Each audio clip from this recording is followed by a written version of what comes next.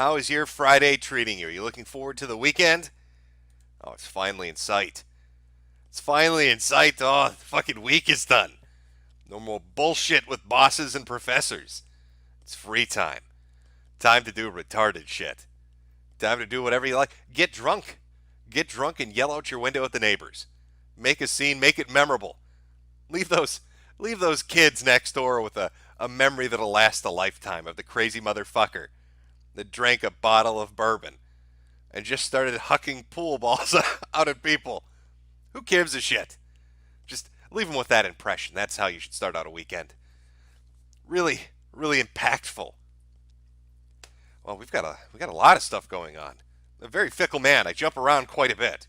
I had an idea of what I wanted to talk about today, and then I got distracted by other things. I'm like a cat.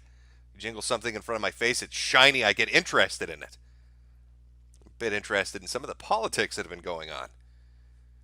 Now, as you all know, it's the Democratic debate season. And oh boy, there's some fun shit going on. There's some fun shit going on in politics over the pond, in the wonderful land of tea and crumpets. Oh, who doesn't love the land of tea and crumpets? The best politics over there. We'll talk about that later, though. I thought we could talk about just the Democratic debates, just touch base a little bit on some of those amazing individuals. Now, I don't know if any of you watched it. I know that there were some issues trying to stream it. I don't know if CNN is doing what NBC does with the Olympics, where if you try to restream it anywhere, you're going to get hit with a copyright. I know a lot of people got purged off of Twitch, and a lot of people got purged off of YouTube. I'm pretty sure over here it was fine. DLive doesn't seem to really care too much. I know Nick Fuentes has done streams. I think Ralph has done some streams. I think even a few of the lefties like Foch and others have come over to do streams about the elections. But trying to do it anywhere outside of DLive, anywhere outside of the protection of the Lemon Emperor, puts yourself at risk. So I watched this second night of debates. I missed the first one. I caught the highlights. But I watched the second night because Mama's Milkers was there. Oh, Tulsi. Oh, my girl, Tulsi. I don't care if I'm saying your name right. I will. Something about a woman that's rocking a Sandel haircut just gets my attention. When I look at politicians, I go for the one that looks most like a Mortal Kombat character. I don't know what that white streak is from. Maybe fucking white phosphorus rained down on her head when she was serving in the military. Who knows? But it's a very Kino look, Tulsi. I like it. I like it a lot. Poor Tulsi. She gets no respect. Anytime this woman gets a little bit ahead, like when she smacked around Kamala Harris, we'll take a look at a clip of that in a minute. Anytime that she gets Google searched or there's a Twitter hashtag trending about her, somebody comes in and they just shove a boot up her ass. And right now, the Democrats, the lefties, they're sticking with the narrative that she's a Russian plant. You can't trust her. That girl loves Vladimir. She's riding a Russian cock as we speak. Don't vote for her. You're going to let the Kremlin into the White House if you do. Now, their evidence for this is non-existent. It's non-existent like their entire Russian collusion narrative was with Trump and others.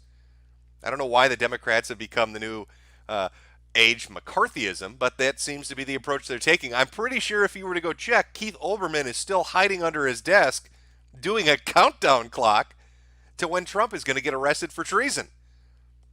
You remember when he was doing that gimmick for like 2 years straight? Keith Olbermann would put out tweets of him under a desk with a with a little American flag and give retardedly long, grandiose speeches about how the Russians were coming, and the only one that could save America was MSNBC and Keith Olbermann. But as all these investigations have really not borne any fruit, you've got a few people that, they had some business relationships and they're going to serve some prison time. But as far as a politician high up getting nailed, they don't really have anything. And I don't think it's really a shocking idea that foreign governments try to influence another government. Why wouldn't they? If you were a foreign power, why wouldn't you try to bribe your way in? Why wouldn't you want to control them? Hell, it's a joke at this point, the amount of foreign governments that have influence over just the United States.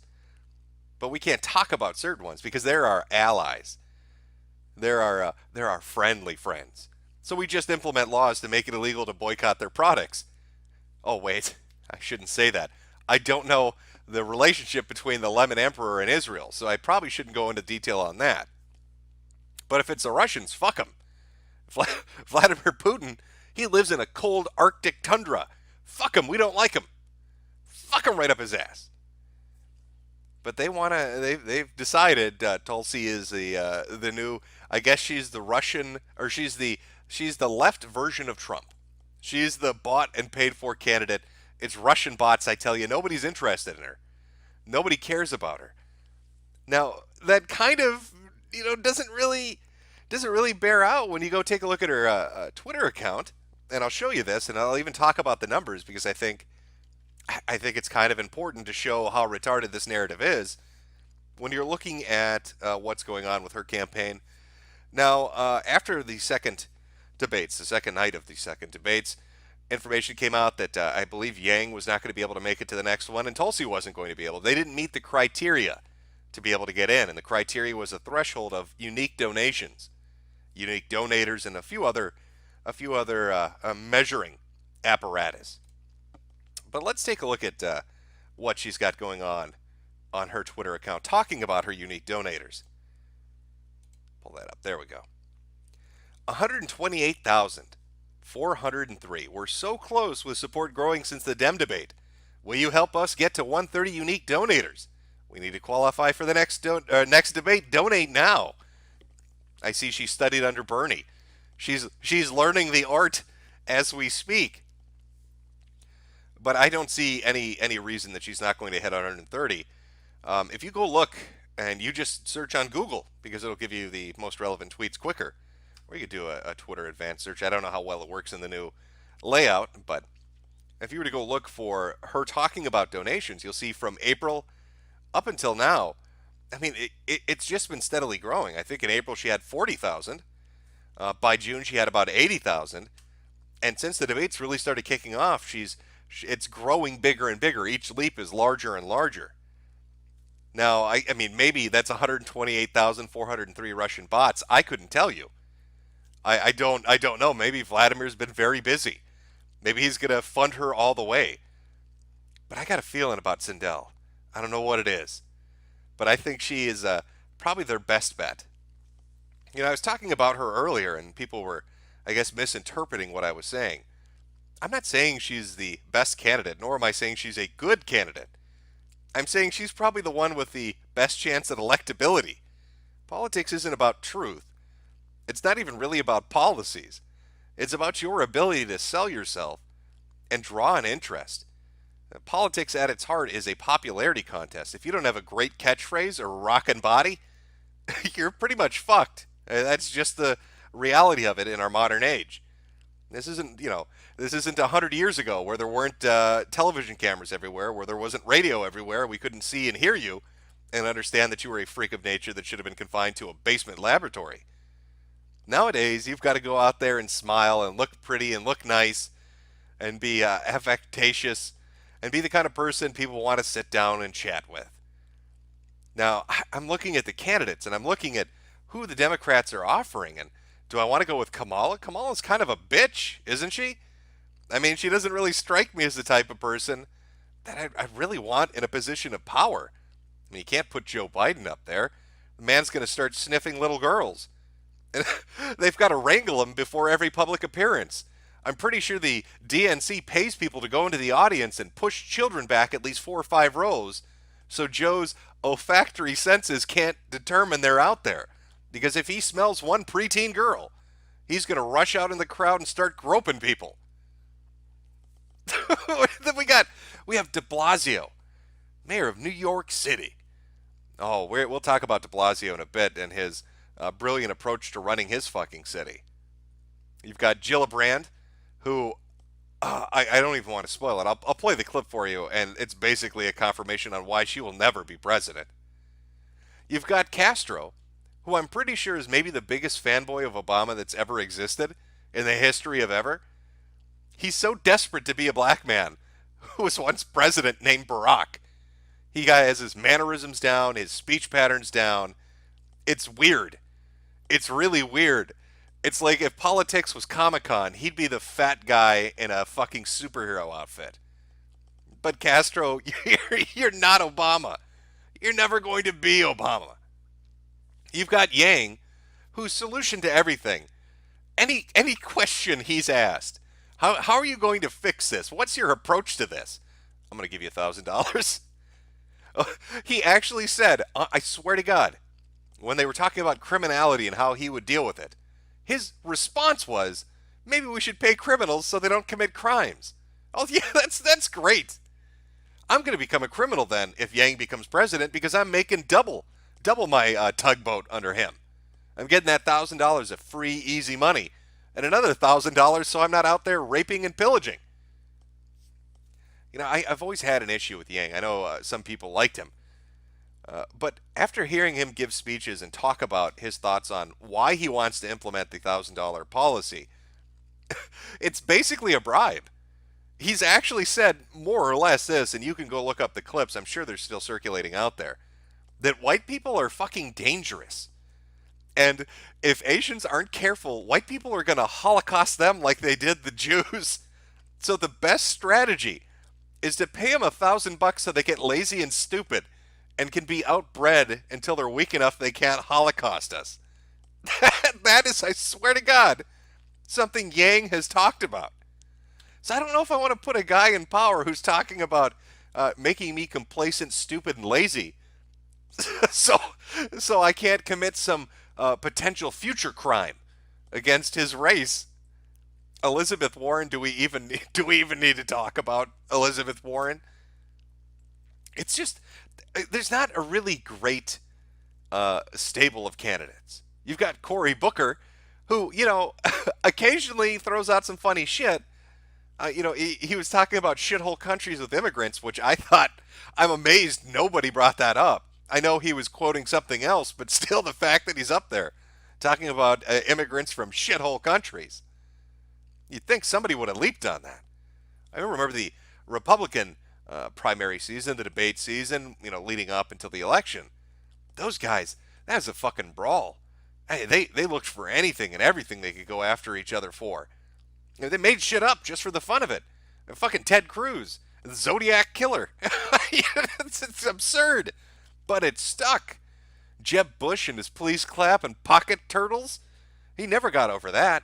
And let's not forget Marco Rubio and his gay foam parties. Oh, Marco Rubio, the robot, having his gay foam parties in college. Man, that was fun. And that's what I like about this season. It starts off a little slow. It's always a little bit of a slow burn in the beginning. But then people start to hate each other. And then they start to personally attack each other. And it's around that point that it gets really fun. It gets really interesting. Now, I know I've only listed, I'd say maybe half of the potential candidates for president for the Democrats. But that's because the other half are so fucking just unremarkable. They're not memorable.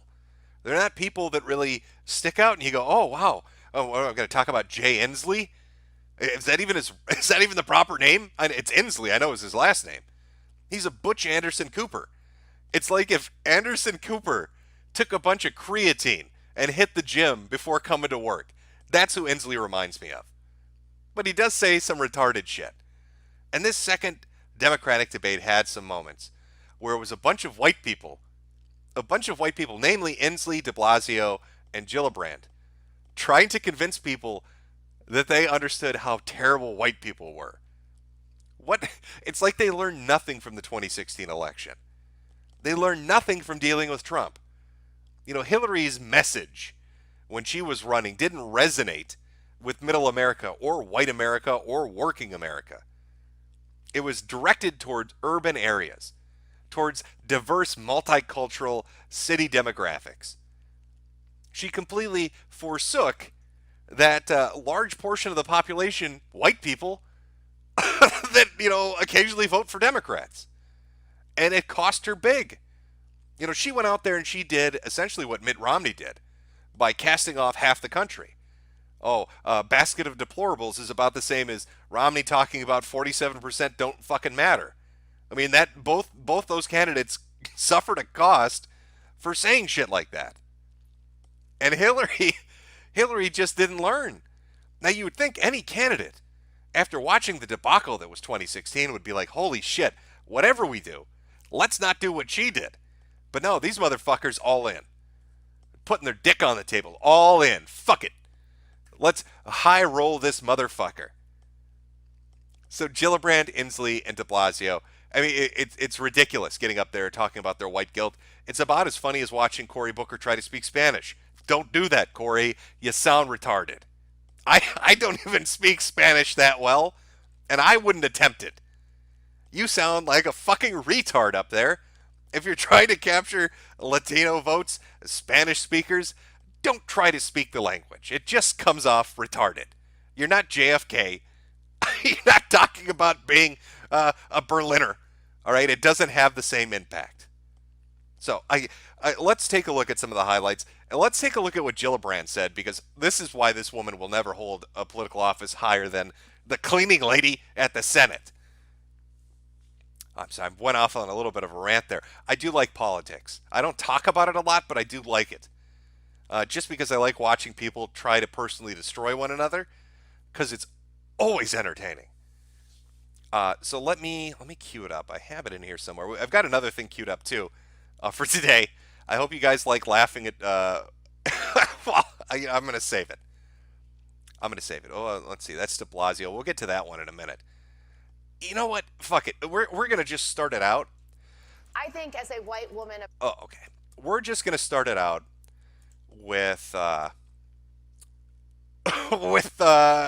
white privilege talk. Why not? Let's listen to what a retarded white woman had to say when speaking to minorities. I think as a white woman of privilege. Oh boy, you can already tell where this is going to go.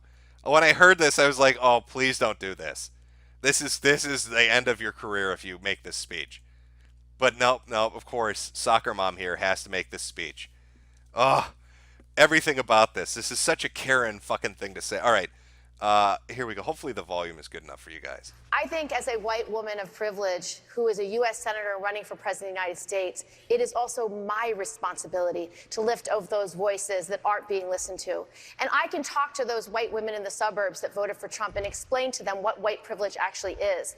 That when their son is walking down a street with a bag of M&Ms in his pocket, wearing a hoodie, his whiteness is what protects him from not being shot.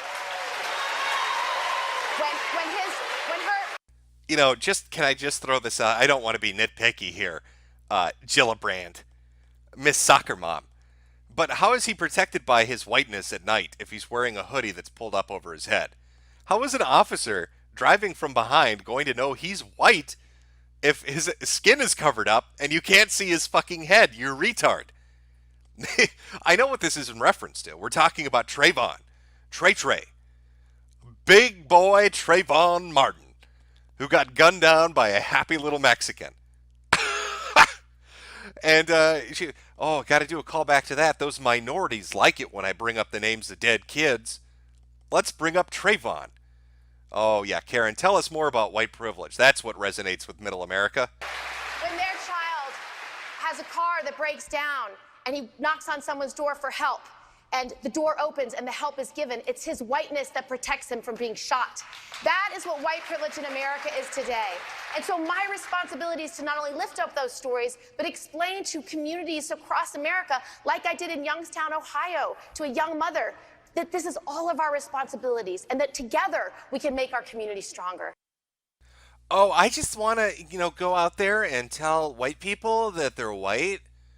Oh, that's great. Great plank for your platform, Gillibrand. I'm sure that's really going to knock it out of the park. I'm going to go remind white people that they're white in case they forgot.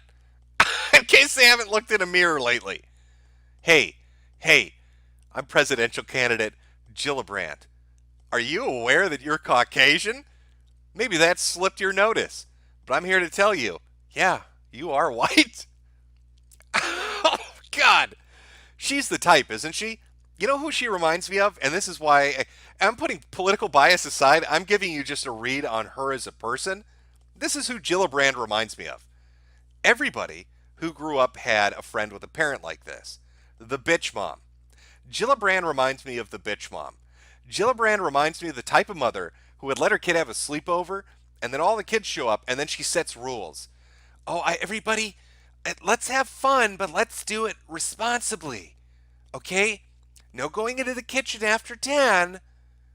Gotta keep the volume low. I know it's the weekend, but we need to sleep, okay? She's that person. She's probably that bitchy drunk mom, too. The one that the kid gets embarrassed about when his friends come over and she's half passed out on the couch with a box of wine sitting at her feet. That's who she reminds me of as a person. I don't like her. And when she started going into the white privilege talk, I really started not liking her. That's the last person I wanted to vote for. So she's dead in the water. I mean, stick a fork in it. This bitch is her. It's over. I guarantee you, she's not going any farther than she is. Not that she really had a chance to in the first place, but just that it's not going to happen. I think I had. Oh yeah, here we go. And to make sure it's a country. I did have one that had some highlights. So this kind of, instead of sitting here and making you watch 3 fucking hours of Democrats talking to one another, how about 3 minutes? It kind of hits the highlights, and we can take a look. And to make sure it's a country that puts working people first. Thank you, Mayor de Blasio. Senator Michael Bennett. Calling it a disgusting, rat-infested, rodent mess. Oh my God, how could you do that? Aren't you listening to Cory? But how could Donald Trump say Baltimore isn't the most beautiful city in the world? Oh, Baltimore! I want to sleep on the streets of Baltimore. Hey, let's go take a let's go take a look at what's going on in Baltimore lately. I think Donald Trump had a tweet this morning about Baltimore. Let's go see what news from the utopia known as Baltimore is coming out today. Oh, really bad news. The Baltimore house of Eli Cummings was robbed. Too bad. What a cunt. I love it. Oh, God. I almost believe the conspiracy theory. There was this wild story going around that Barron Trump was a time traveler. There's some book in the past he wrote about himself. And then he's feeding his father all this information so he does well in politics. And sometimes you look at something like this and you think, this lucky son of a bitch talks all this shit about Baltimore and Cummings. And then Cummings' house gets robbed after he talks about how great Baltimore is. Oh, it's a stand-up city. It's not a desolated wasteland of misused human potential and broken dreams. There's not rat shit on every street corner. Baltimore is just great. Fast forward 2 days, I got robbed. My name is Representative Cummings, and some motherfucker broke into my house. Oh, too bad. Oh, so sad. Too bad. Oh, my God. Yeah, listen to Cory Booker talk about how great Baltimore is. Donald Trump's such a cunt. Baltimore's wonderful. Nothing bad happens there. Nobody ever suffers in Baltimore, except for the guy representing the fucking district whose house gets broken into. We need a nation that understands that these tired, old language,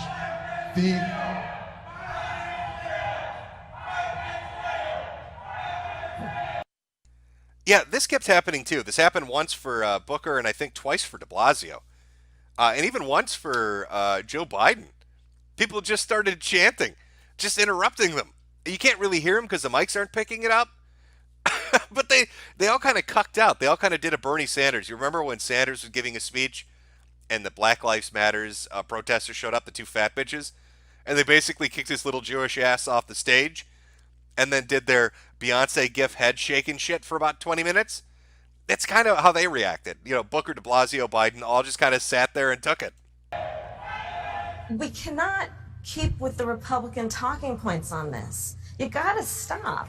The reality is that under my Medicare for All plan, yes. Michael Bennett kind of reminds me of a mix of Gomer Pyle and oh my God, Forrest Gump. He reminds me of a mix of Gomer Pyle and Forrest Gump. I almost wonder if he's like touched in the head a little bit. You know what I mean? If he's that kind of special. It's just, he seems lost on stage. Like, he's I can't explain it. But every time this man talks, I keep expecting a handler to come out and tard wrangle him into a retard helmet. Employers are not going to be able to dictate the kind of health care that their employees get. They will be able to make that decision. Please be respectful. Please be respectful in the crowd. Please continue, Mr. Vice President. When Vice President Biden was in the United States Senate working with segregationists to oppose busing, which was the vehicle by which we would integrate America's public schools, had I been in the United States Senate at that time, I would have been completely on the other side of the aisle. And let's be clear about this. Had those segregationists their way, I would not be a member of the United States Senate. Mr. Vice President, you can't. So Kamala basically just won Joe Biden a bunch of votes. If Joe Biden had his way, I wouldn't even be standing here today. I don't know if is that a sales pitch? Is she trying to get him elected?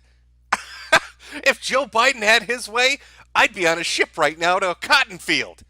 You can't vote for Joe Biden. He hates people. You can't have it both ways. You invoke President Obama more than anybody in this campaign. You can't do it when it's convenient and then dodge it when it's not. And the second thing, and this really irks me because I heard the Vice President say that, if you got a PhD, you can come right into this country. Well, that's playing into what the Republicans want, to pit some immigrants against other immigrants. Some are from countries and some are from worthy countries. He knew what he was.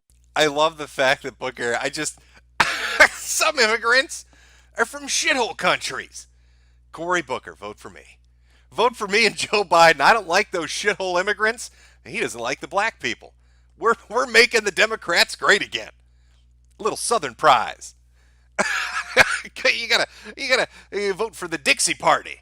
Was doing that he was killing Eric Garner, and yet he has not been brought to justice. That police officer should be off the street. I want to bring the conversation back to the broken criminal justice system.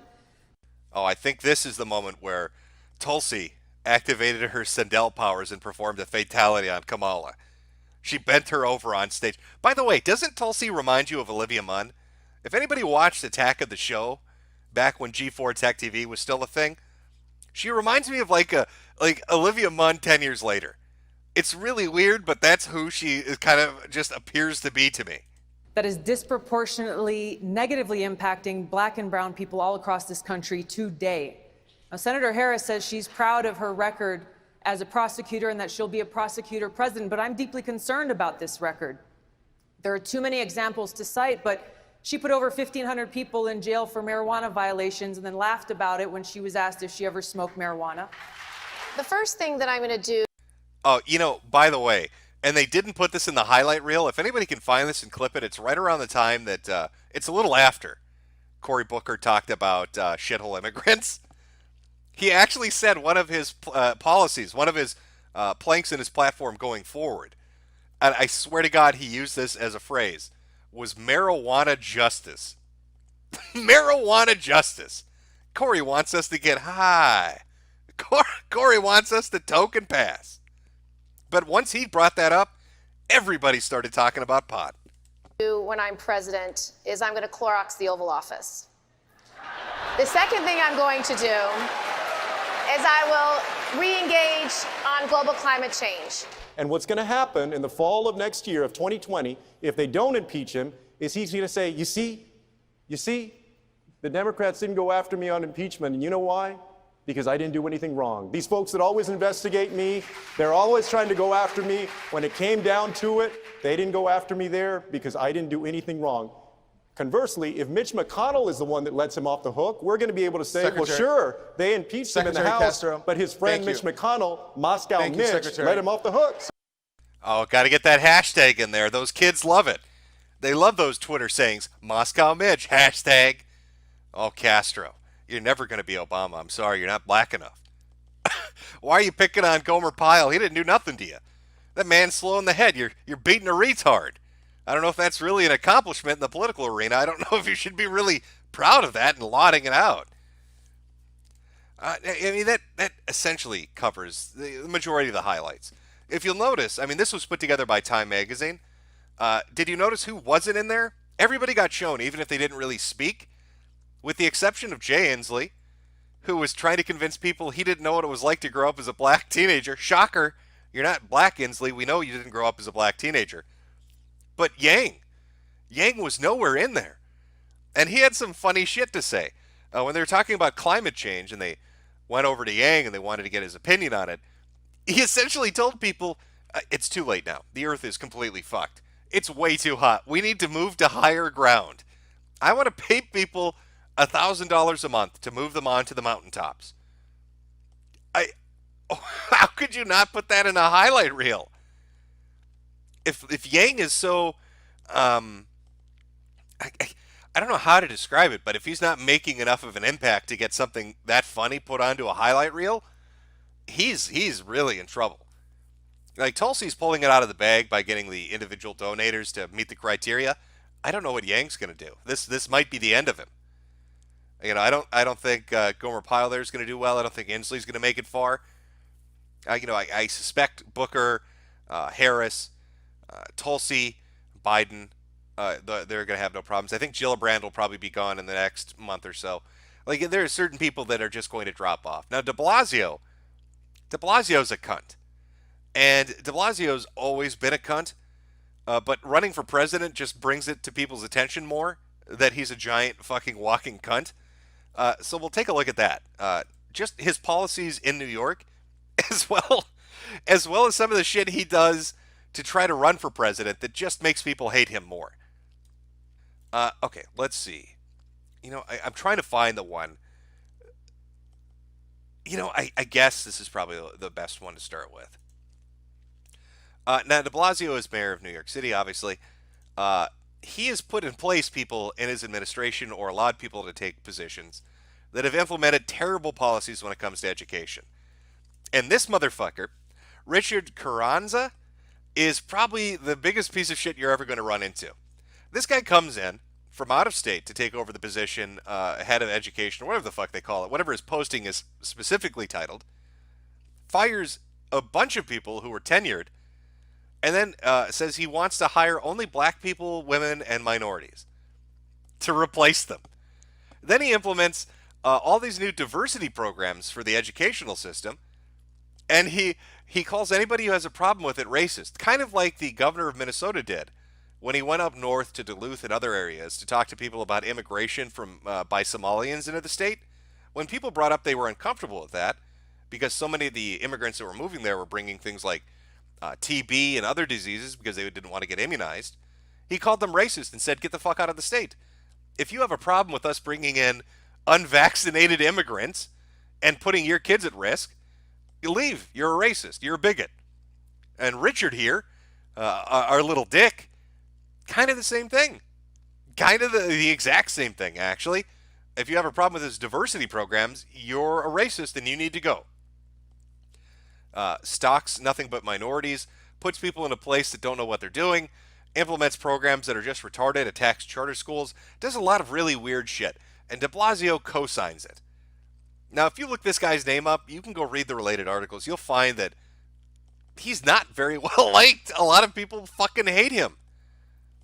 But, de Blasio doesn't care because he thinks being white is the worst thing ever. And de Blasio wants everybody to look at him like, I'm not really a white guy. I'm one of you. I'm one of the minority. Wink, wink. Get it? Where's... and I want to see if I can find this here. I went off on a... Oh, here we go. Just, again, to give you an idea of what de Blasio is like when it comes to interacting with just normal, everyday people and why he's unlikable and a cunt. Here's a story from today. De Blasio makes flyers wait on tarmac so he can rush to the View. This happened yesterday. He had his entire staff delay a goddamn plane, make people wait on the tarmac for like 10 to 20 minutes so he could deplane first because he needed to make it to the television studio to shoot The View. There was no government emergency. There was no security protocol. There was no threat or danger. He just had his staffers fuck with people on a plane so he could go on TV. This is the sort of man that wants to be president, and yet the constituents and the people that would potentially be voting for him, he doesn't give a fuck about them. You sit on the plane. I'm de Blasio. This is also a guy that bitches about the environment, bitches about frivolous spending, and yet takes a private train's worth of SUVs to drive up the block to get lunch. Fatty won't take public transport. He won't He won't go for a walk. He'll use a fleet of SUVs to drive him a block and a half to get a bite to eat. At the same time telling you you're a terrible person for not going green. Again, he's the sort of guy that's just unlikable, who puts in a position other unlikable people. So I do not see him going far. Fucking de Blasio, what a cunt. Ugh, there's so many of them that are unlikable. But, half the fun is not just knowing they're unlikable, it's waiting for their opponents they're running against to clue into the fact that they're unlikable.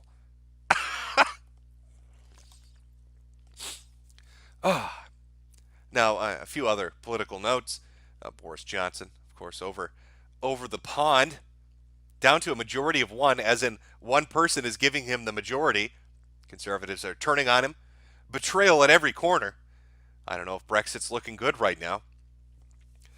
But, the UK has its political parties that are dedicated to the cause. Now, there's the Brexit Party that's headed by Nigel Farage, and that's been doing great, winning a lot of elections. There's another party, too. You may have heard of it. The United Kingdom Independence Party. Well, UKIP's in the news again. Now, they've got a leadership election that's coming up actually fairly shortly, so that's going to be fun to see who wins. But they did not do well. At the last local elections, lost, I think, 80% of their seats? And then with the MEP elections, didn't win any. I think they lost. They have nothing. They have nothing. Even their leader at the time, Jared Batten, doesn't have a political position in the EU Congress. But there was a by-election that was held recently, and it was a chance for UKIP maybe to get something. I mean, my God, we can at least win Brecon. We can at least win Brecon, Sargon, help us. Use your YouTube views to save us, Sargon. Uh-oh, what's going on here? Oh, okay, there we go. You're going to love this. So they have a by-election, okay? And UKIP's running. They're running against the typical parties that you would expect them to run against. Lib Dems, Conservatives, Tories, whatever. All the fucking British parties, nobody cares. So how did they do? You know what? I'm not even going to show you just yet. Chat, you tell me, how do you think they did? How do you think that by-election turned out for UKIP? Now remember, they've got Sargon's brilliant leadership to help them out with this. I'm just going to give Chad a second. You tell me, do you think they knocked it out of the ballpark? Did the UKIP party come out number one? If they came out number one, give me a 1.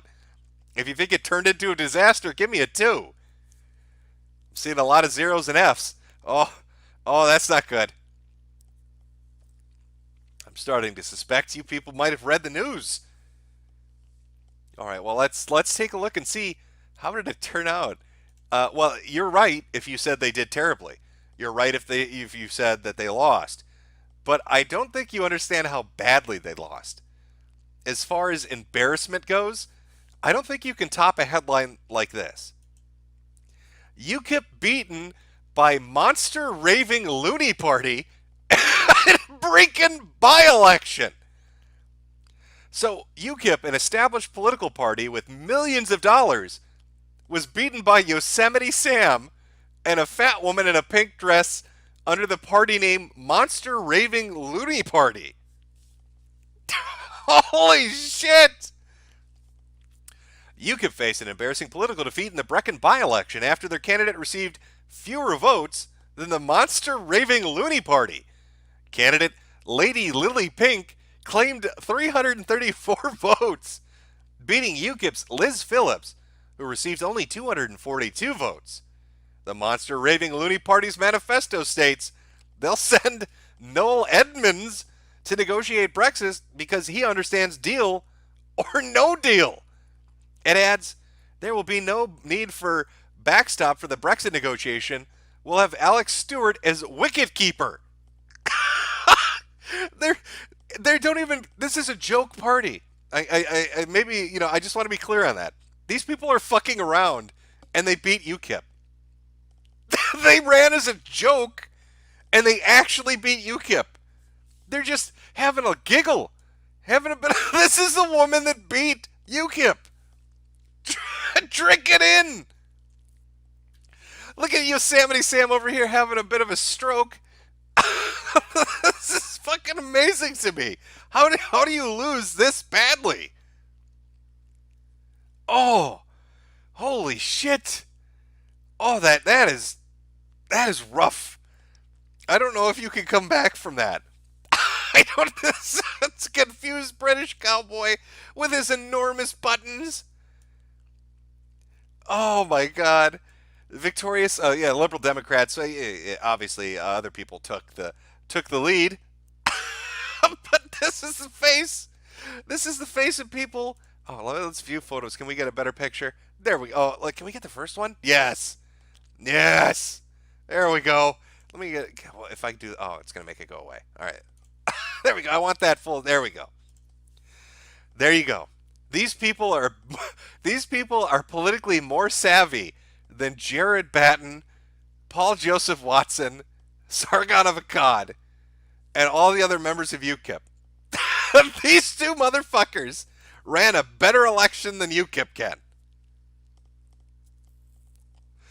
Oh, I love politics. Good God. I don't. Just running for a joke and they won. Well, they didn't win. Let me be clear. They didn't actually win as compared to the real parties, but they won if you were to compare them simply to UKIP. The only thing that would make this better is if she now defects and joins the Brexit party. she declares herself a Brexiteer.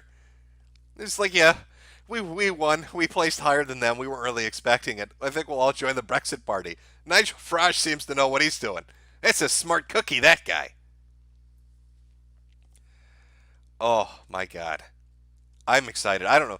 Maybe you guys aren't, but I'm excited to find out how those leadership elections are going to turn out. I'm really looking forward to seeing what happens with the party. I have was it Mike Hokum? I don't know if he's still running. I think Jared's been banned from running for leadership of UKIP by the NEC. Another guy dropped out because some tape dropped of him making quote-unquote sexist remarks. So, if Hokum gets in, I think there's going to be some people getting thrown out of the party. And Jared can't get back in.